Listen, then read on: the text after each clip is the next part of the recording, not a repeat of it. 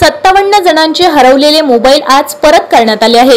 कदीम जालना पोलिसांनी ही कारवाई केली। पोलीस अधीक्षक अजय कुमार बन्सल यांच्या उपस्थितीत हरवलेले मोबाईल जप्त करून मूळ मालकांना सोपविण्यात आले आहे।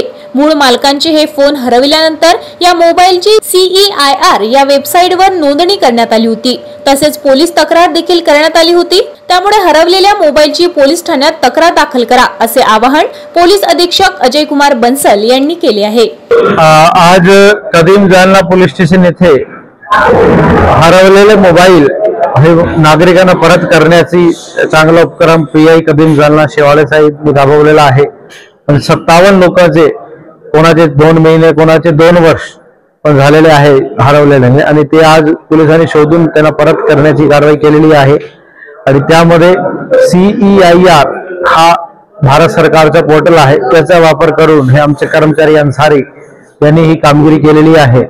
आणि सर्व नागरिकांना माझं आवाहन आहे की आपला जर काही मोबाईल हरवला तर त्याची 100% किंवा चोरी गेला 100% नोंद केली पाहिजे। कारण आजकाल टेक्नॉलॉजी ज्याप्रमाणे आहे त्याचा नक्कीच छडा लागतो। किंवा जर एकदा त्या पोर्टलवर नोंद केली तर कोणी दुसरा त्या मोबाईलला वापरू शकत नाही, कारण ज्यावेळी त्याने काही सिम काढला ते टाकला त्याच्यामध्ये तर लगेच पोलिसाला नोटिफिकेशन येतो।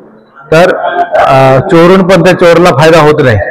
त्यामुळे 100% जर कधी हरवला किंवा मिसिंग झाला, चोरी झाला तर पोलीस स्टेशनला नोंद 100% करावे।